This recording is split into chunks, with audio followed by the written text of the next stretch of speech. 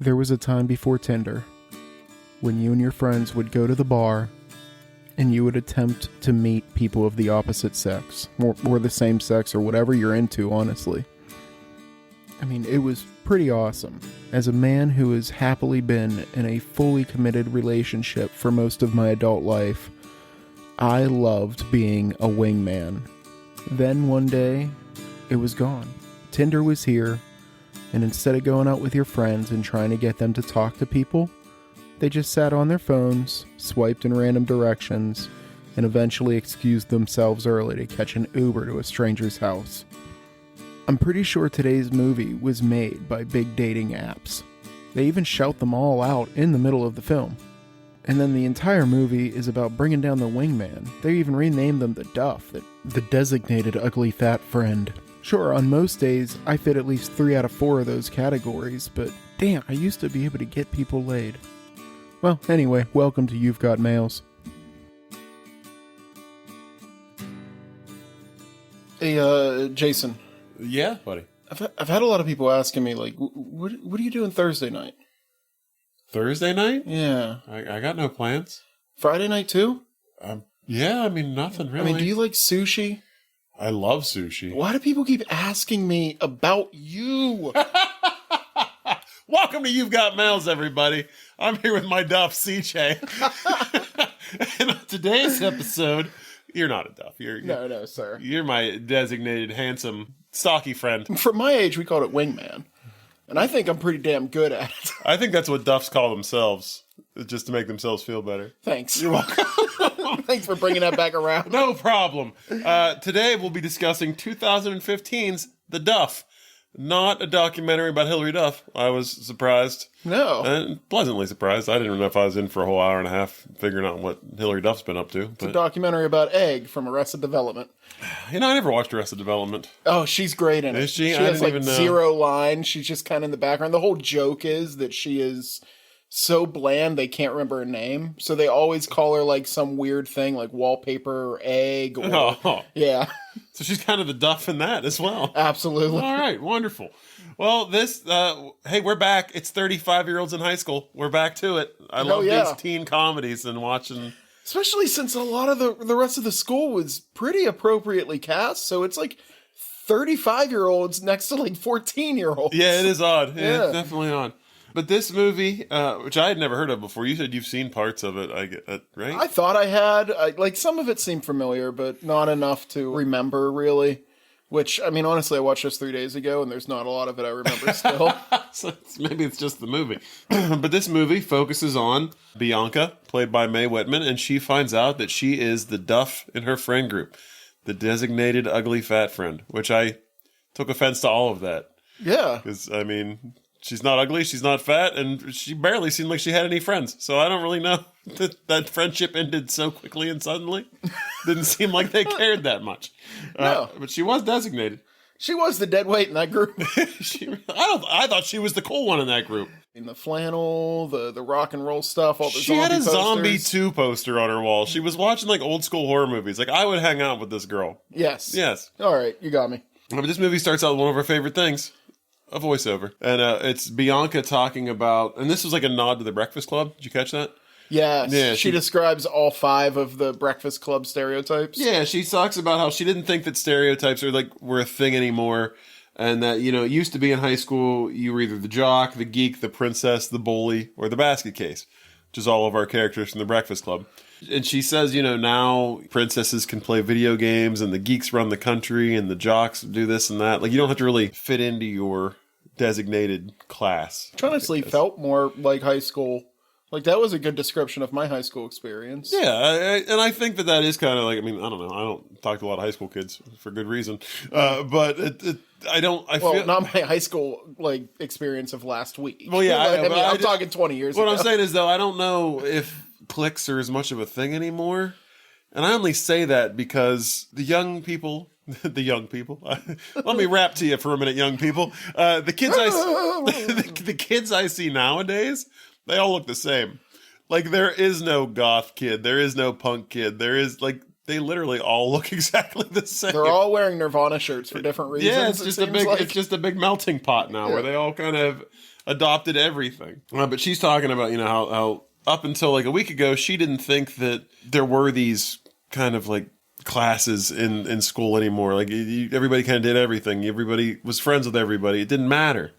She says up until a week ago, though, and we get to see her in school, and we start to see. We don't see them at first. We see their feet walking down the hall. It's like 3 girls walking down the hall, and these boys are at their locker, kind of talking about them in not so nice ways, like it's sexualized. Yeah, as high school boys do. Yeah, and he goes, "Oh, there's Jess. I'd do some things to her," and we get a little like, or as one very inappropriate teacher in this movie does. There really is. And they show each girl individually, and they showed. She goes, "This is my friend Jess," and she goes, "She's the kind one." And then you get like little clips of her. She's into fashion design. She's taken up charitable work, and they show like these little scenes of them doing different things they do.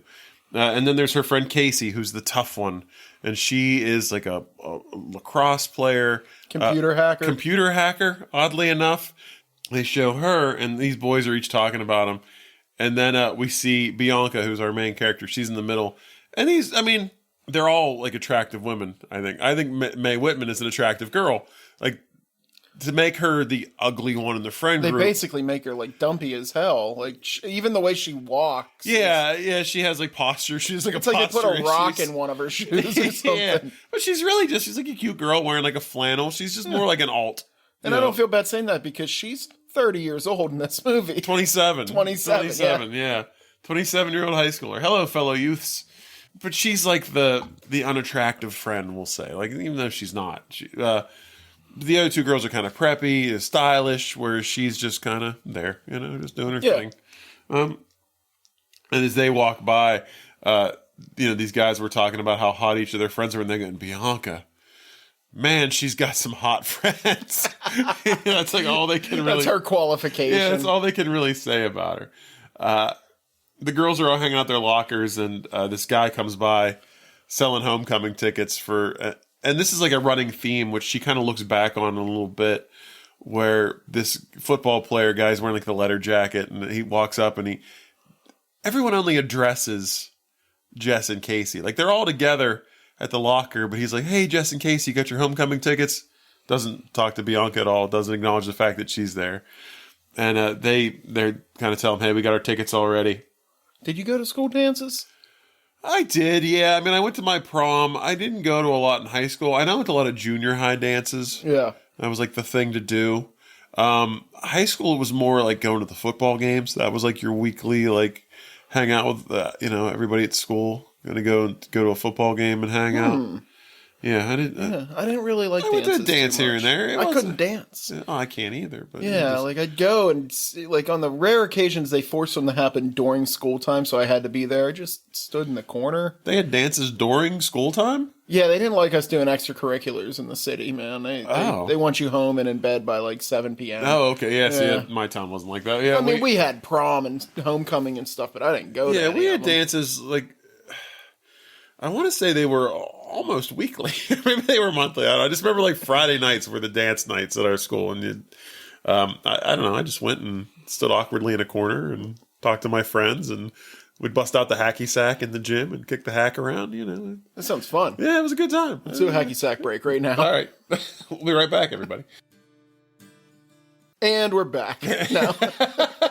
But the girls are asking Bianca, "Well, you got to go to the homecoming dance. You're going, right?" And she's like, "No, there's a Vincent Price marathon on. I'm going to stay home and watch that." And I was like, "Yes, I would hang out with this girl. Yeah, this is more my speed." We meet another person, so each person gets their own little like introduction, and this was I don't know. I guess this was, I don't want to say the height of social media because social media is still a big thing, but it almost, I feel like when this movie came out, it was finally really starting to catch some steam. So it's funny, they name drop a lot of social media things that you didn't even know existed at this point. Yeah, exactly. And then like they're saying these is the new hot things, and MySpace is the old thing, something like that. Yeah. Nowadays, if you were to name all these are the old social media that nobody, like Facebook and Twitter, like nobody's uses those. I'm so unhip. Like, this movie came out in 2015 and they're name dropping like Snapchat and Instagram, which I still don't use. Yep. And I was like, these existed in 2015? I thought these were just like in the last few years these things came about. I don't fucking know what's going on out Maybe there. we're just too old for these kind of movies. It's not even we're too male. We're just too old. Some, yes, this one for sure. But each new character gets like their own introduction. It's almost like a Facebook profile or a social media profile where they're so like different still pictures of them, clips of them, like little blurbs will pop up. So we meet Madison, who is the mean girl. Bella Thorne. Bella Thorne. Who I think is famous right now. This is, holy fuck, I'm out of touch. I don't even know. I've heard her name a bunch. I don't know who this woman is. Yeah. The name rings a bell, but I don't know who she is. She's awful. She is, yeah. She's, and Matt, and Bianca says, like, she's like the meanest girl in school, but were we fake friends with her? Absolutely. And they all walk up to her, and we find out Madison's having a big house party on a Wednesday, which is apparently a big deal. Because Bianca's like, you can have a party on a Wednesday night? And she's like, I can do anything I want. And hell yeah. And the girls all say, well, we'll all be there. And Bianca says, yeah. And Madison's like, I only have so many invitations. It's kind of a limited, and you don't have one. So I'm sorry. And one of the girls rips her invitation in half and gives it to her. She's like, oh, no, she'll be there. It's fine. We'll take care of it. You're good. We cut to the newsroom at the school. They have like their school newspaper. And we get Ken Jeong from The Hangover. Yeah. Community, playing a teacher, man. big stretch. Also too old for anybody in this school. Like, he does some great jokes in this. None of them land. Oh, yeah, because everyone was like, what? Just empty rooms, like crickets the whole time. Yeah. He's going around, like, kind of assigning articles for everybody, and he wants someone to write an article about the high school experience and homecoming and what it means to them. And everybody's just kind of ignoring him and, like, not making eye contact, and he calls out Bianca and says, you're the one, like, put your voice to this, like, I want to know what homecoming is and what it means to you. It's basically the same exact fucking plot that Never Been Kissed. Yeah, you're right, it kind of is. And she's just like, oh god, I don't even want to go to homecoming, I don't like school dances, I don't have a date.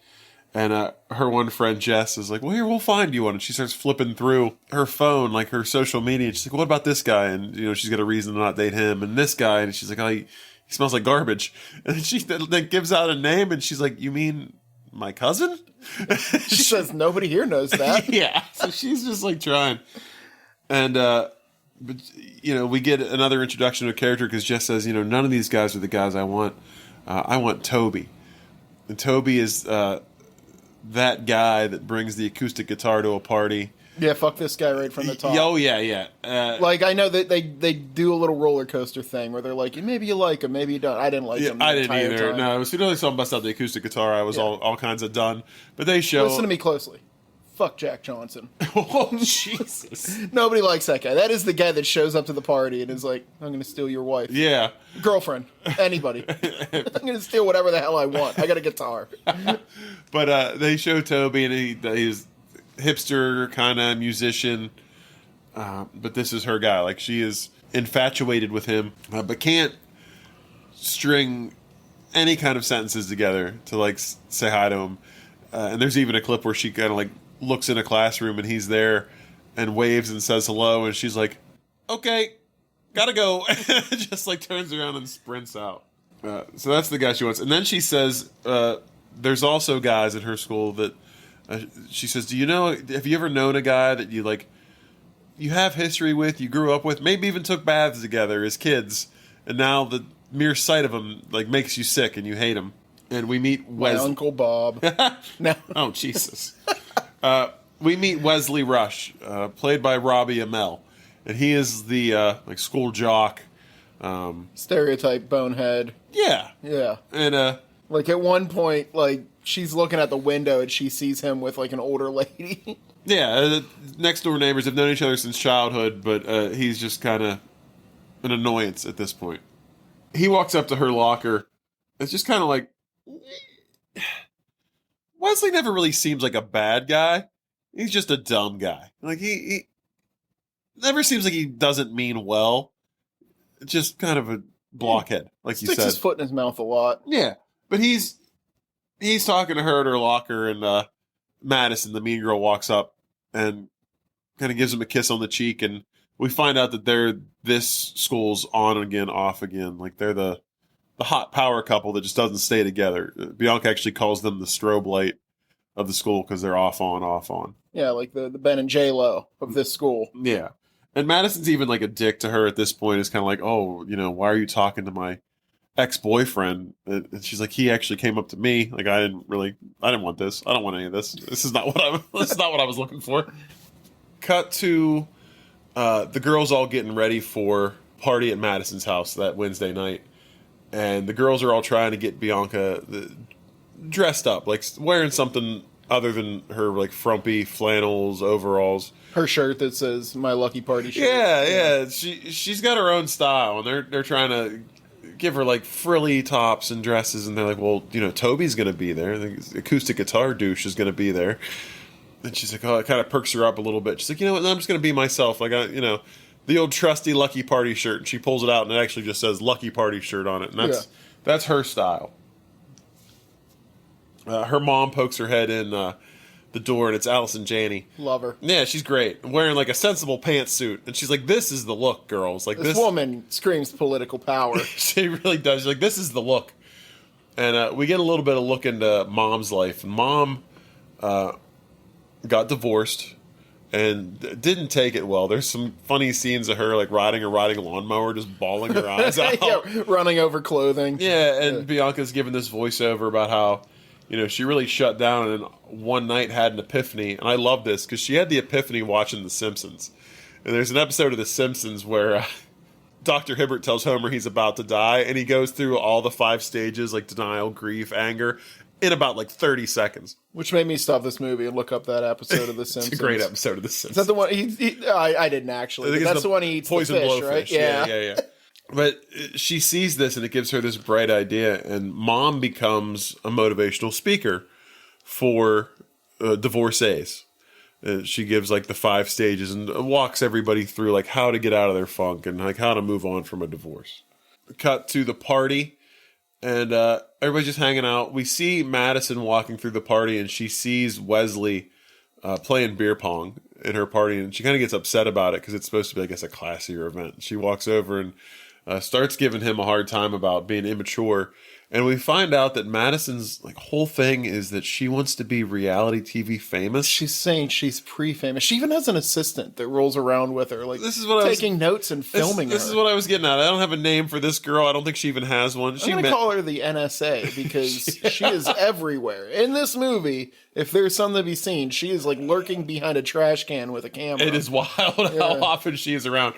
But she films everything for Madison because Madison is basically wants to be ready when her time comes to get famous, where she's going to have all this like behind the scenes footage. Like she's going to be able to put together video packages for whatever reality show she's going to be on. She wants her whole life filmed. I do like where she's talking to him, and she's like, I don't even have to date you. I'm going to be famous. Like I could date college guys. I could be dating 30-year-olds. I could be dating anybody. He goes, all right, well, enjoy those saggy balls. And he walks away. And she goes, I will. Oh, maybe not. And you watched this recently, so that line. I just had I had a note on my page here that just said saggy balls, ? And I was wondering the whole time, like, what the hell was that from? Well, there you go. I'm here to fill in the blanks. Then we get a scene of this, Bianca's walking through the party, and she sees Toby, and he's literally just on a wall with his acoustic guitar playing for like a little crowd of people. And like, this guy's the worst. I fucking hate Toby. Yeah. And she's inside getting a drink, and Wesley walks up to her and starts kind of questioning her about her friends, Jess and Casey, asking if they're seeing anybody, talking about how hot they are. And she's like, it is not my job to give you intel on my hot friends. And he's like, well, it kind of is. Like, you're the Duff. And she's like, what is that? And he goes, designated ugly fat friend. Which seems so already out there that it's a surprise she doesn't know this. Like, now that she knows it, everybody's talking about it. You know what I mean? It's like, how did she miss this the whole time? Yeah. But she's like kind of taken aback by this, and she gets upset, and he's like, oh no, like, I'm not saying you're ugly or fat. Like, it's just kind of a catch-all for everybody. He was like, anybody can be a Duff. And he points out this one girl, and he's like, look at her. And she's like, but she's so cute. And he's like, I know, but look how hot her friends are. Like, they're way hotter. And he's like, well, it doesn't have to be girls either. Like, it can be guys. He's like, look at this guy over here. He's on the football team. He's a junior. He's just more approachable. He's not as like handsome as I am. And people feel more comfortable approaching him to ask him about me. And we see a girl walk up and ask about Wesley, and he says, "Oh no, he's single," and gets a little kiss on the cheek, and she walks by and gives Wesley like the wink and the nod, and he's like, "See, he gets a little action. I don't gotta talk to anybody. Works out great." So I'm telling you, wingman, man, it's a fulfilling life. but the Duff is essentially like the gatekeeper to the hot friends, is what he tells her. She gets upset and throws a drink on him and leaves the party.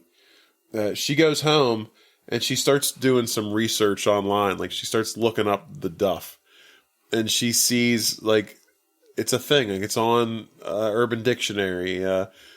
There's a video game online based on it, which I thought was funny. She's playing this video game, and then she has like a little flashback to that day at school when the homecoming ticket guy like totally ignored her. And they're walking down the hall, and the Spanish teacher comes out and says hi to Casey and Jess, but not her. The principal says hi to Casey and Jess, and not her. And she has this realization, like, I am the Duff. Like, shit, this is a real thing. Like, I'm a Duff. She's the invisible part of her group. Yeah, so she gets real upset about this, and she decides, and she actually gets upset at her friends because she feels like she's being used. Like, she thinks that, they made her the Duff. She's not the Duff on her own. Like, they're using her as a Duff. So the next day, she's like, you know what? That's fine. If I'm invisible, fuck it. Like, I'm just going to do whatever I want. I'm going to live my life how I want. She rolls into school in, like, pajamas, crazy socks, like, doesn't really dress any particular... If I could get away with it, I'd live my life like this. Oh, she looks so comfortable. Hell yeah, dude. She rolls in, parks in like 3 parking spaces sideways, and just like is like, I'm just gonna do my own thing. I love when she gets out of her car and it's like an old Acclaim, and she's like, "Fuck, even my car's a Duff." Yeah, all these nice cars around except for hers. But she goes to meet with Jess and Casey, and it basically confronts them about making her the Duff, even though like they had nothing to do with any of this. Like, they've been friends since they were kids. Like, we find this out because she goes through and looks at like all these old Facebook pictures of them. Growing up, and just kind of like how different they are, and like she can see from the pictures. There's a great one where she's looking at a Halloween picture, and like they're supposed to be Charlie's Angels, but she dressed up as Bosley. Like, she's wearing a suit and has her hair slicked back, and she's like, "There's 3 angels. Why was I Bosley?" I love that. But you get the impression that that's just like her style, her personality. She'd rather be a Bosley than an angel. That's on her, not her friends. They never really pushed her into being the Duff. They were probably like, "You need to be the angel." Yeah. And she's like, "I already have the pants." Yeah. But so she, like, there's this, like, battle where she takes out her phone and they both get notifications, and she's like, "Yeah, go ahead, check it out. I just unfriended both of you." And then they start, like, unfollowing each other on all the different social media apps. And basically there's a friend implosion. Like, very early on, where she's just like, "I'm done being the Duff. I'm not going to be And this shit lasts for a long time. Oh, they're not friends for almost the entire movie. Yeah. It happens very early on. I put these in my notes because I thought they were pretty funny. I think there's actually a lot of good one-liners in this movie that like stuck with me. So after she unfriends everybody and they have their big fight, and she's walking away out of the library, and she goes, "Don't you dare be creeping on my Pinterest either, you horse." And like walks out and then apologizes to the librarian because she yells it like across the library right in front of her.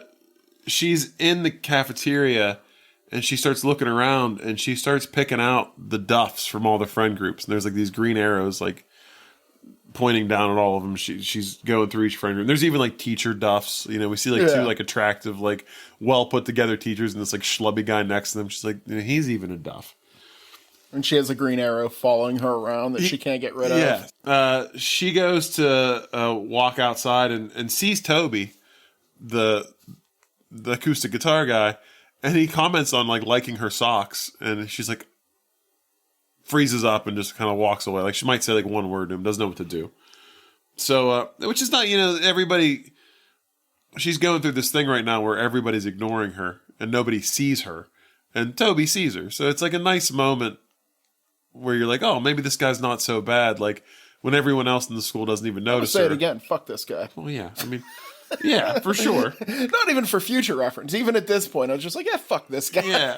And then she has like this make-out daydream with him. She has there's a lot of surreal aspects to this movie where, you know, like so the green arrow is pointing around and it's a lot of her imagination. And then she'll have like these weird like breaks in reality where she has these daydreams where her and she, because Toby comments on her socks and what she's like, I want to make out with your face so bad. And they start making out and then we cut back to reality and she's just blankly staring at him and just walks away because she doesn't know what to do. I've been there. Yeah. Next scene, they're in like biology class or something. They're working with like their lab partners and after class is over, the teacher holds Wesley back and Bianca's a few tables over and overhears that he's gotten 3 Fs in a row and that the teachers talk to the principal and the coach. They've all decided that he's going to be suspended from the football team until he can get his grades together. And Wesley even says, like, I can't lose my scholarship. Like, this guy's a good football player. Yeah.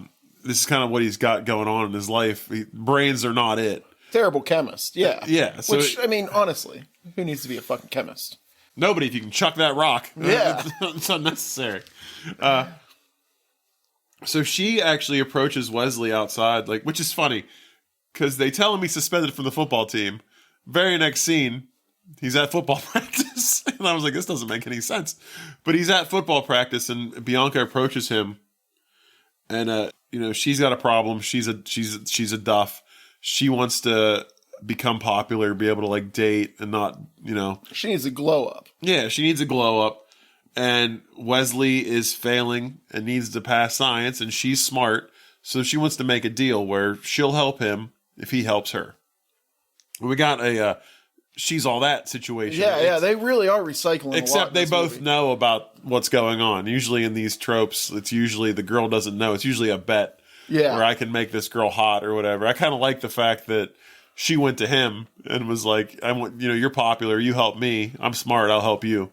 We'll kind of figure this shit out.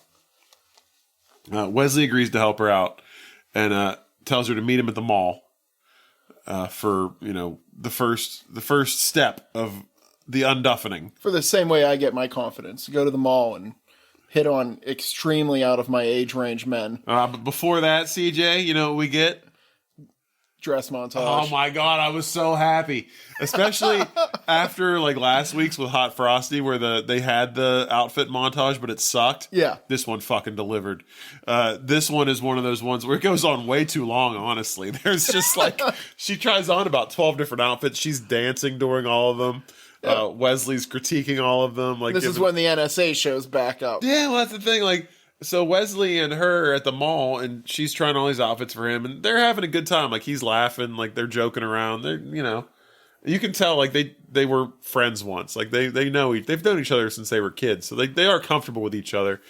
And but Madison's friend is like behind a mannequin, just filming this whole montage from the side, and like this is very strange. And she texts Madison, Wesley and Bianca ? Madison gets this text and is like, what the hell? Like, what's going on here?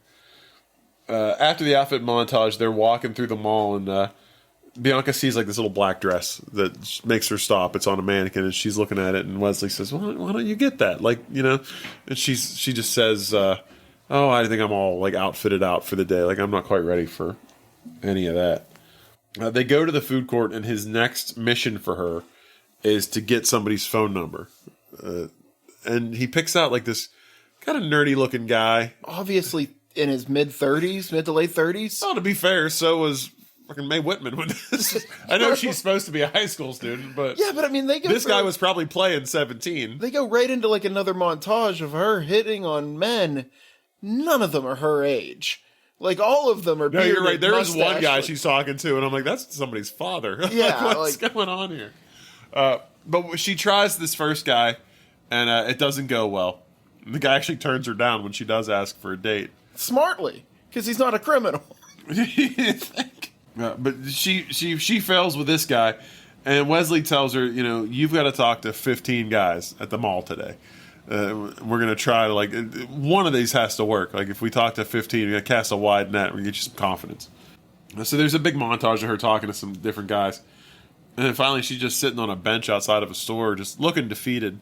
And this guy walks up and sits down next to her and just starts talking to her. And he's a toppings consultant at the yogurt stand or whatever. And they strike up like a nice conversation. And this guy actually seemed nice. I was like, why didn't you just date this guy? Like, he seems interested. He's handsome. Credits. He's got a job. Like, he's a consultant. Like, that's a good. That's a solid career right there. Takes his job seriously. Yeah. But she comes up to Wesley and she's like, I did it. I got a number. And we never see this guy again. Poor guy. And he looked age appropriate as well. That's true. Yeah. Madison finds them at the mall and approaches them. And it's just mean to them. But she also says, like, oh, I don't have to be worried about you. Like, Wesley would never date a Duff and would, never leave me for you. And he denies really being there with her anyway, so. Yeah, he's not, like, terrible, but he's also kind of just doesn't want to get in the middle of it, I guess, sort of. Because he's going to be in trouble either way, and Madison's clearly the mean one. Like, he can deal with Bianca. Madison just seems awful. She comes home, and Mom is setting up an online dating profile. And Bianca helps her out with it. And she also kind of confides in her that she has a crush. She says she's on, like, everything. Oh, she's on J-Date. Yeah, she's on Farmers Only. Like, she lists out, like, OkCupid. She lists them all out. She's like, you're not even Jewish. She's like, yeah, I'm exotic. Yeah, it makes me more exotic on the site. So she helps her with her picture. And then she tells her, I've got a crush. I've basically brought on, she calls him a sensei, but she's brought on someone to help her with her dating life. She tells her it's Wesley from next door. And Mom's just like, oh, okay. Like, was this your idea? And she says, yeah. And she's like, well, that's good. If it was your idea, like, you're taking charge of your situation, like, I'm all for it. Yeah. Mom's very understanding. Mom's a cool mom. Next day, she's on her way into school, and she's talking about how, she's got some confidence after getting some new outfits, getting a phone number. She's like, today's going to be a good day. I can feel it. Then she goes online and realizes that someone has posted the video of her trying on outfits, acting goofy. Talking about Toby. Yeah, there's a point where she's like making out with a mannequin, pretending it's Toby. And then they've like edited this video in a very unflattering way also. Like voiceovers talking about how she's fat, putting like a pig face over her face. Yeah, really bad Photoshop stuff. Yeah, but it goes completely viral. Yeah, yes, it does. She's like, well, at least only 6 people have seen it, and then you start to see the numbers start to tick up, and like everybody in the school is talking about it, passing it around to the next person. Have you ever gone viral for anything? No. Like posted something that just ended up going everywhere? No, have you? I don't know if I've ever told you this. Have you ever heard of the fake Burger King in the South Side? I'm aware of it, yes. Yeah, you Google this, folks. It's all over the internet. That was me.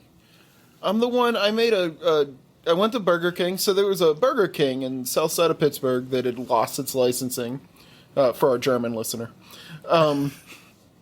We've got listeners outside of Pittsburgh, man. Yeah. What's up, New Orleans? Sure. So I went in there, but they were still pretending to be a Burger King. They had all the signage up, and when you ordered food, like they had just gone down the street to the store and bought meat and were making hamburgers like wrapped up in wax paper. So I made a Reddit post about it. And, went about my day. Later that day, I look at my Reddit account and suddenly I have 10,000 like upvotes on one post.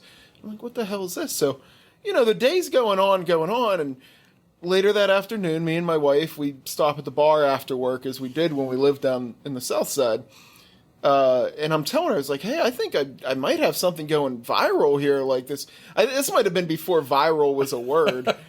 And, was it before 2015? I look up on TV, fucking CNN shows my Reddit post. Oh, wow. And it became like national news. The Burger King that wasn't a Burger King. I didn't know. Burger King ended up kicking in the door and shutting them down for a while. Wow.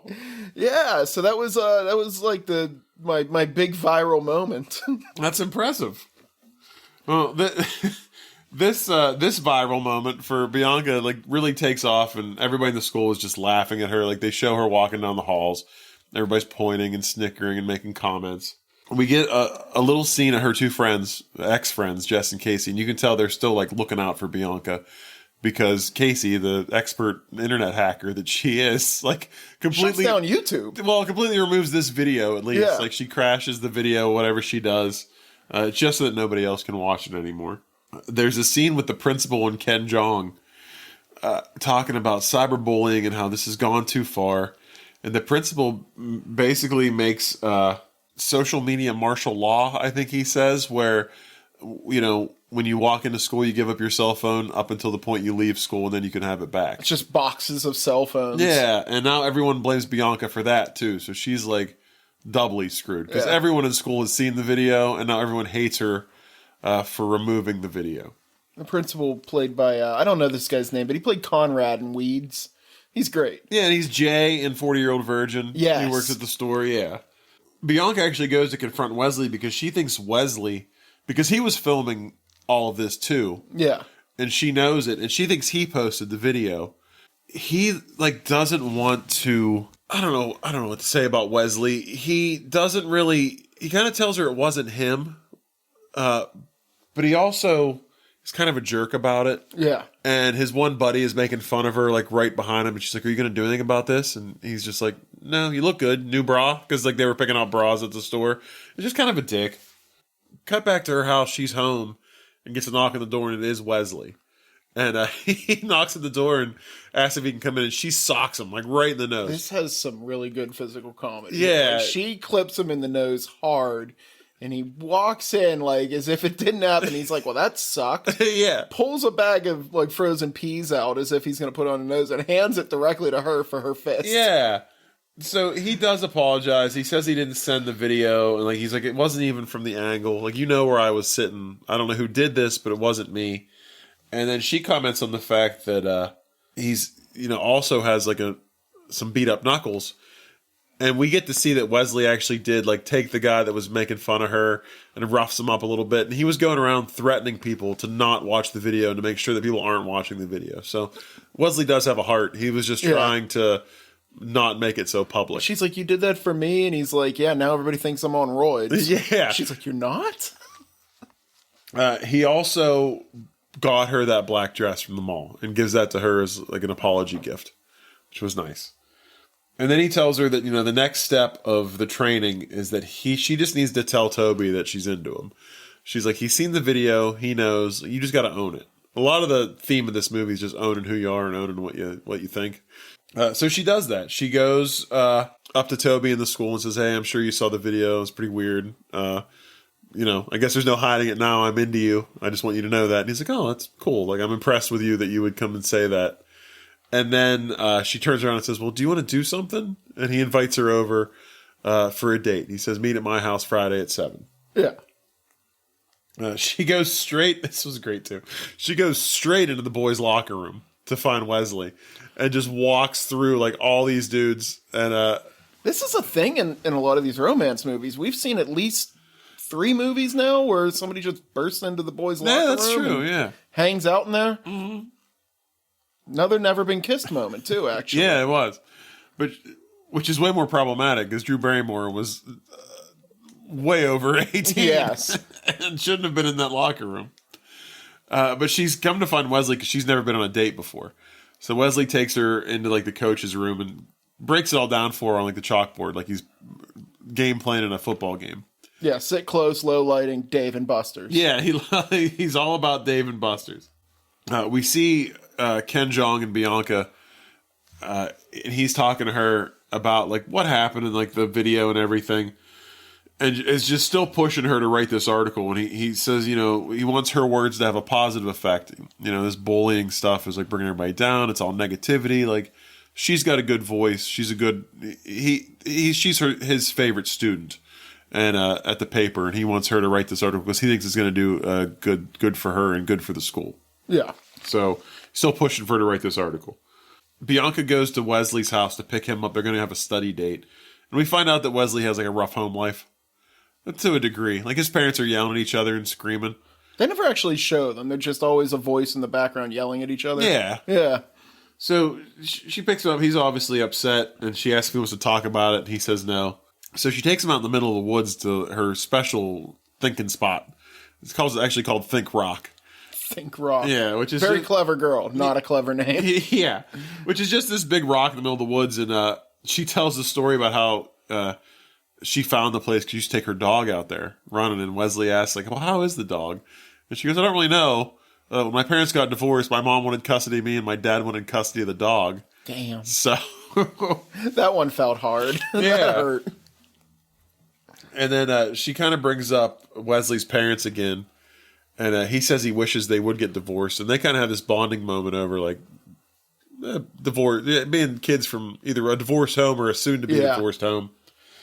And Wesley, like, plants a big kiss on her. Like, makes out with her a little bit. And he kind of plays it off like it was just practice. Like, this was, I wasn't sure if you'd ever kissed anybody or if it's been a while since you kissed anybody. So that was part of the practice. And boom, out from behind a tree.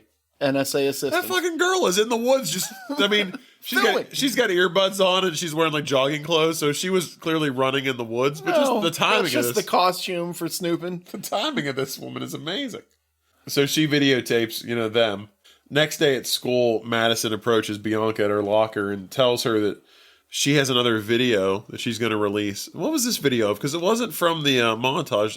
Oh, it was her asking all the guys out on dates. Yeah. Because this girl just followed her all around the mall and filmed her entire day, and no one ever noticed. Nope. I do that. I get in all kinds of trouble. Wild.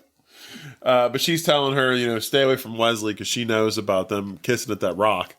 And if she doesn't stay away from Wesley, she's going to release this video. She gets all done up for her date with Toby. She's wearing the black dress that Wesley got her. Makeup's done. Hair's done.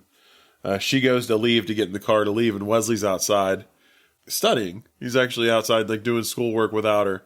And he shows her that he got an A he got a B on his test. So he passed, and everything's back on a football team. Yeah, everything's going good for him. And she's getting ready to leave for his date, and he kind of just says, like, you don't really look like yourself. Like, he doesn't know how he feels about her being all done up and dressed up. You can tell he's also upset that she's actually going on this date. He's a little jealous.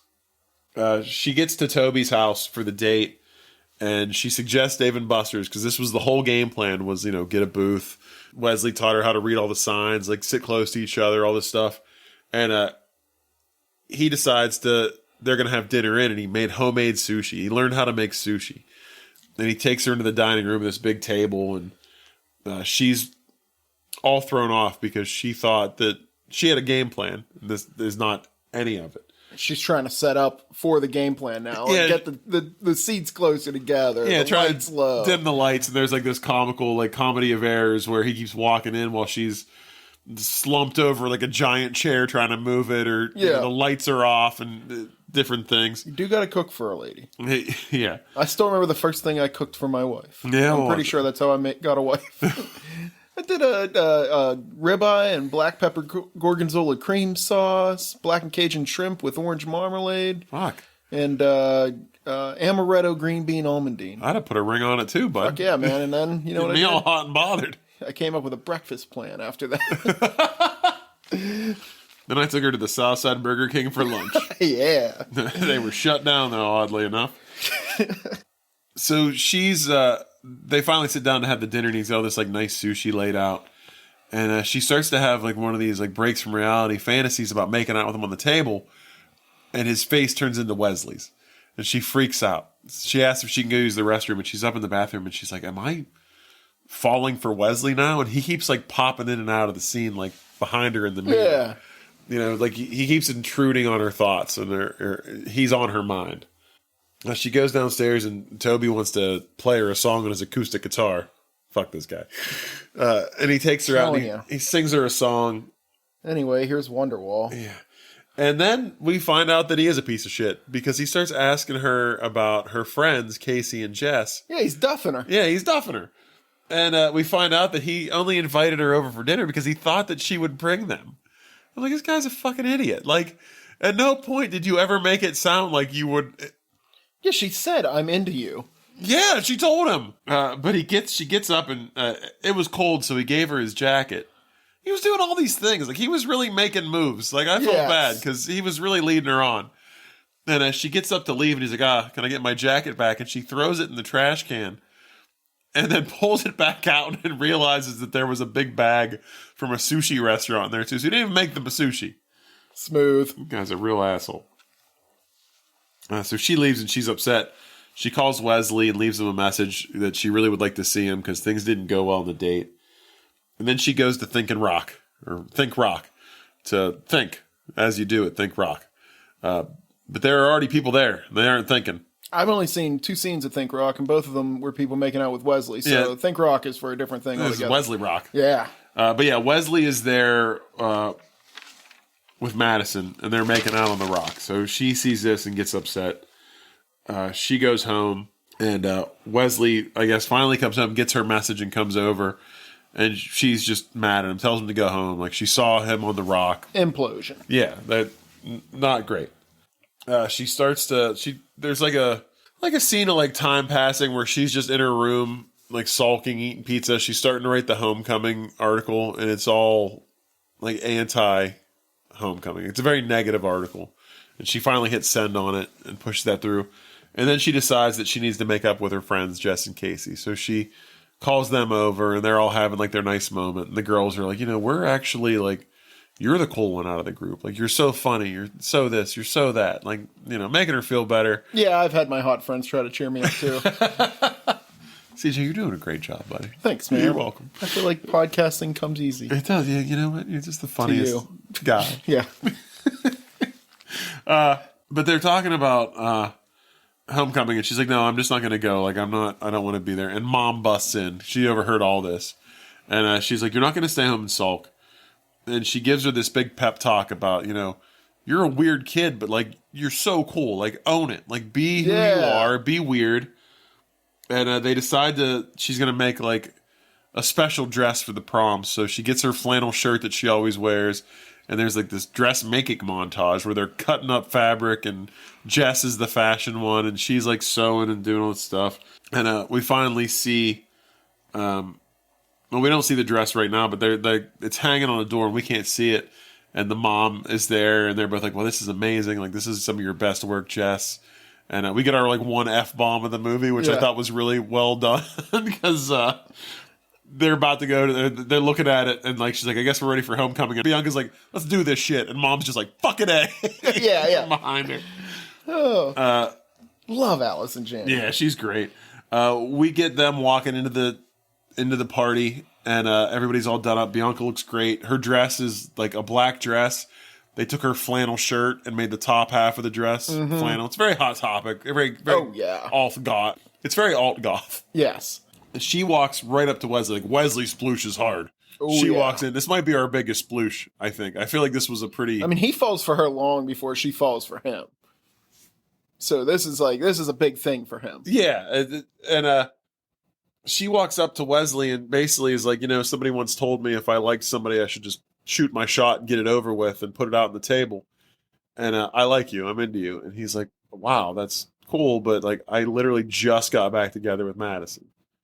Madison comes over, is insulting her. And like, like my boyfriend, he's my boyfriend. He would never leave me for a Duff. And Bianca tells her, like, she just sets her straight and is like, hey, I don't believe in your labels. Don't put me down just because I don't like what you like. You want to be homecoming queen. Like, this is what your dream is. Like, and I'm happy for you. I support you. But like, don't shit on my stuff because you don't like it. A little canned. Yeah, it's a little speech. Yeah, it was. Yeah. But she tells her. They announce homecoming queen, and it's Madison, so she goes up on stage. And then they announce the king, and it's Wesley. Of course. But instead of going up on stage, he just stands there and he just keeps looking at Bianca, and instead he walks towards her. And she says, aren't you going to go get your crown? He goes, no, I'm going to get the girl. Isn't this the exact same as Never Been Kissed Again? No, in that one, like, they blew up the fact that she was an adult that's at the right. homecoming dance, and everyone hated her. So he takes her away. We get a scene of them, like, breaking into the newsroom at the school to hook up. But she also takes a minute to totally rewrite her article and hit send on it. And then we see, like, the article was called Tales of a High School Duff, and everyone reads it, and the whole school's like, oh, wow, she's so cool now. We love Bianca. She's goes the coolest. Viral again. Everyone is talking about how they're the Duff. Like, I'm the Duff in my friend group. And everybody just accepts that they're the Duff.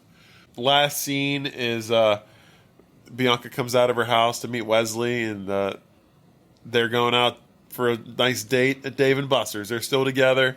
They both got into college. He's going to play football for Ohio State, which leads me to believe that he's actually a pretty good football player. Yeah. And that she's going to Northwestern so that they'll get to see each other a lot and visit each other.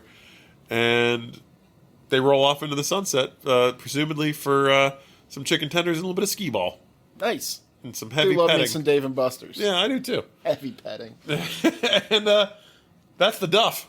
Yeah, that was it. Yeah. Any flowers? Any grand gestures? Anything? You missed the teacher at the dance. So, Conrad from Weeds. Yeah. No, I'm sorry. Ken Jeong and the other teacher just commenting on women. Yeah, it's very Entire time. creepy. It's a very creepy scene. Yeah, that's kind of why I didn't talk about it. Even in 2015, I was like, they knew better than this, right? Yeah. Like, Well, it's not even Ken Jeong, like, because the other teacher is like, she's making that look good, and he's like, Yeah. she's 15, and he's like, Yeah. but she still looks good. Yeah, it didn't yeah, age well. even if you're It joking wasn't- about it, it's a weird joke. Yeah, it was never a good joke to make. But yeah, that's about it on me. I mean, this movie was. It just felt like a lot of rehashed stuff from a lot of other teen dramas. I think it was. Yeah, it Yeah. really was. So this was based on a novel.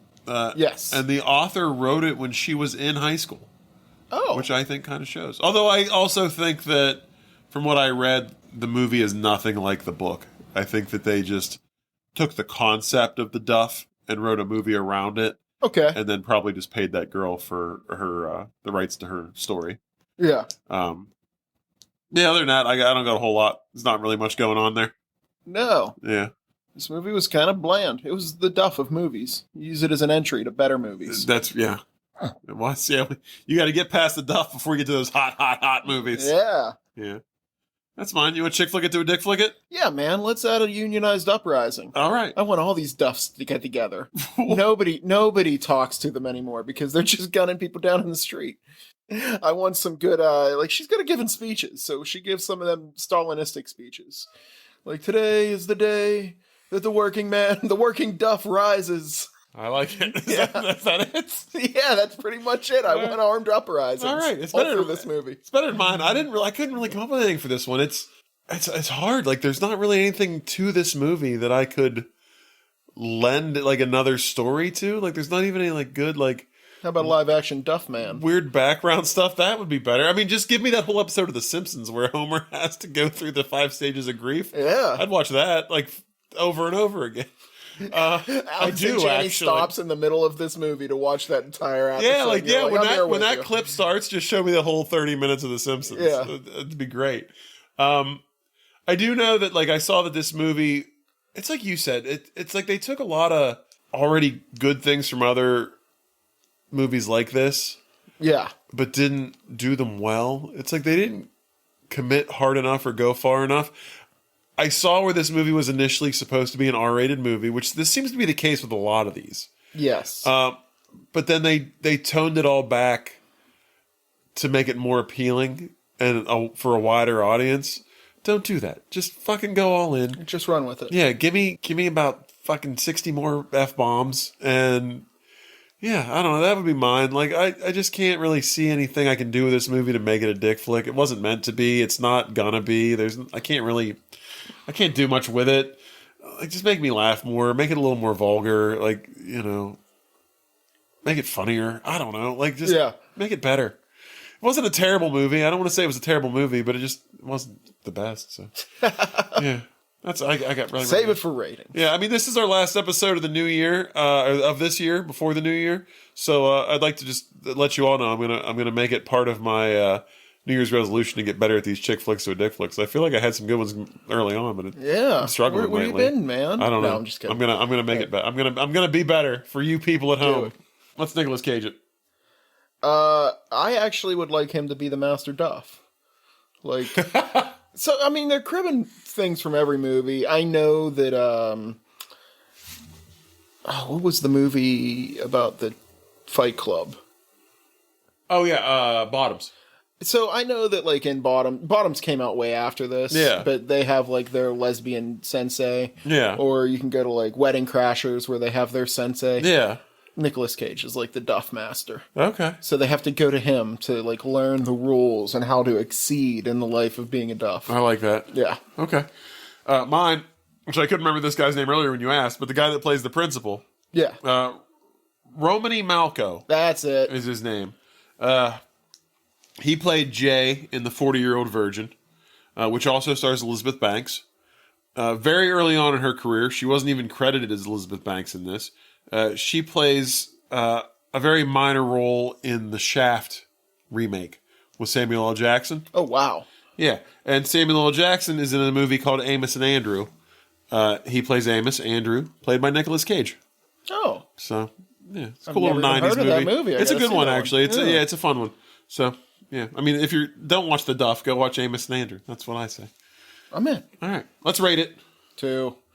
Coming out of the gate, This movie was... just hot.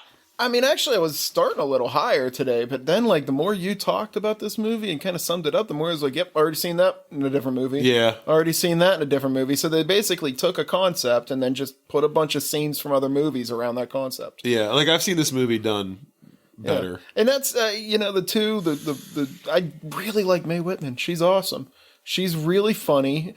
She's in a show right now called Good Girls Okay. that is excellent, where it's her and I think her name's Rhea and another actress who are like bank robbers. They're like, Okay, yeah. it's great. Christina Hendricks? Yes. Yeah, okay, yeah.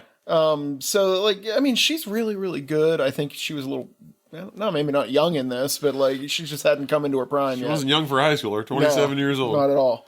But yeah, 2. I got belated flowers and grand gestures because I just thought about this because we were talking about she's 27. Kid that played Toby was 30. Yeah. He actually looked like he was 16. Yes. He was the oldest one in the entire movie. I'm going to say 2.5. This movie did make me laugh. I liked the 2 leads a lot. I liked Mae Whitman a lot. This is probably the first thing I've ever seen her in, now that we're talking about her. I've never watched Arrested Development. I thought she was really good, charming in this. Robbie Amell, I thought, was very funny. Like, I liked this great. guy. I thought he was really charismatic. I liked their relationship for the most part. I felt like it was a little shoehorned in when they finally got together and kissed. Like, the whole divorced parents angle just seemed like just shoved in all of a sudden to give us a reason for those two to connect. When you didn't really need it. Like, just them spending the time together, I thought was enough for them to kind of fall for each other. Agreed. The message in this movie seemed a little muddled. Like, it seemed like they were really going for the labels don't matter thing, but then also embrace who you are. Like, just embrace being the Duff or embrace your weird side, but also fuck your labels. It didn't, I don't know. It didn't make any sense to me. And then the whole, like, I'm just going to be me. And, like, she writes this big article about the homecoming dance and, I don't need anybody. I'm just happy with me. And then she gets the guy, and all of a sudden it's like, this is the best night of my life. Kind of just like about faced on that. So she failed the Bechdel test like immediately. Yeah. So, I mean, it just 2.5. It was just average. It really is like right down the middle average. It had average. It had some funny parts. I liked, like I said, there were some zippy one-liners in this that I enjoyed that I got good chuckles out of. Like I said, the 2 leads were great. Other than that, like, nobody really stood out. Nothing all that spectacular about it. The story was just cookie cutter. I mean, I've seen this movie done better. I mean, the gold standard for me, I'm going to say it now. So, spoiler alert, whenever we do review Easy A, that's a 5-star movie for me. I love that movie. Damn. Yeah, I think that movie's spectacular. And that's like one of these, like, teen comedy, outcast, kind of coming into their own. Wow, spoilers for Easy A here. Yeah, I mean, I could change my mind when we get to it. I haven't watched it in a while, but I know I love that movie. This reminded me of that a bit, just done way less well. So, I hold Easy A to a pretty high standard. This was like an Easy A clone to me, like knockoff that just didn't hit the mark. So, like I said, I can't say it was terrible because it was a pretty easy watch. Had me chuckling here and there. It was just very cookie cutter. Nothing. They weren't setting the world on fire here. Couldn't agree more. So, 2.5 for me. All right. Shall we pick the first movie of 2025, CJ? Yes, sir. What are we up to? This is a big deal here. We are at 185. 185. We have, 183. Oh, God. A Winter's Tale. Okay. Never heard of it. Why do I feel like that? Almost want to ask you if I can re-roll it. Why do I feel like this is Colin Farrell? Okay. A burglar falls for an heiress as she dies in his arms. When he learns that he has the gift of reincarnation, he sets out to save her. It stars Colin Farrell. Russell Crowe, Jennifer Ooh. Connelly. This might be a good movie. It might be. It's William Hurt, directed by Akivas Goldsman, who I know that name. I think he's done some pretty big budget stuff. It's got like a 6.1 out of 10 on IMDb. I mean, it sounds interesting. It's a PG-13 from 2014, so a year prior to today's movie. Yeah, I mean, it looks interesting. All right, I'm in. It's a drama, mystery, fantasy, romance. Perfect. Bringing in 2025 with some Colin Farrell. I like Colin Farrell. That's right. I'm all and for if it. you don't, I'll beat you with a telephone. That's right. Yeah. All right.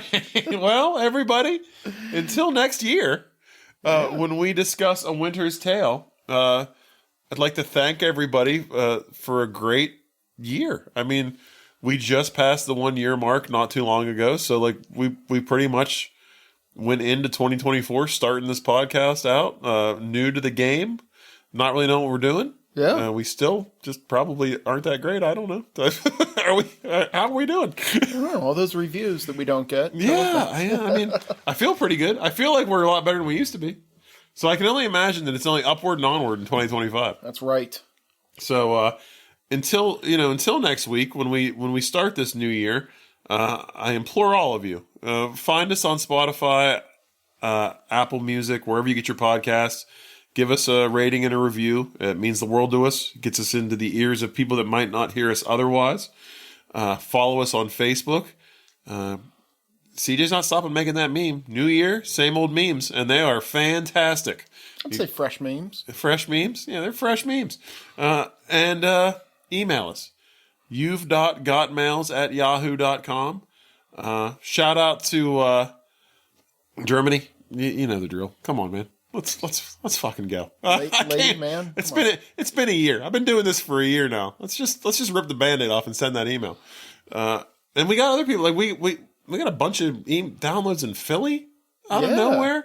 Baton Rouge, Louisiana. You've been popping up a lot. You know?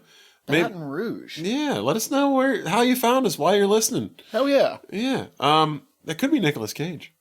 I know he's got a plot down there to be buried in, so maybe he's listening. What up, Nick? Hey, buddy. Yeah. All right. Well, until next time, then, when we discuss A Winter's Tale, Happy New Year to all, and stay romantic. Don't be shit at each other. Oh, shit, that was Russell Crowe. Russell Crowe beats people with phones. Oh, well, he's in it too, so Oh, good. just watch your face.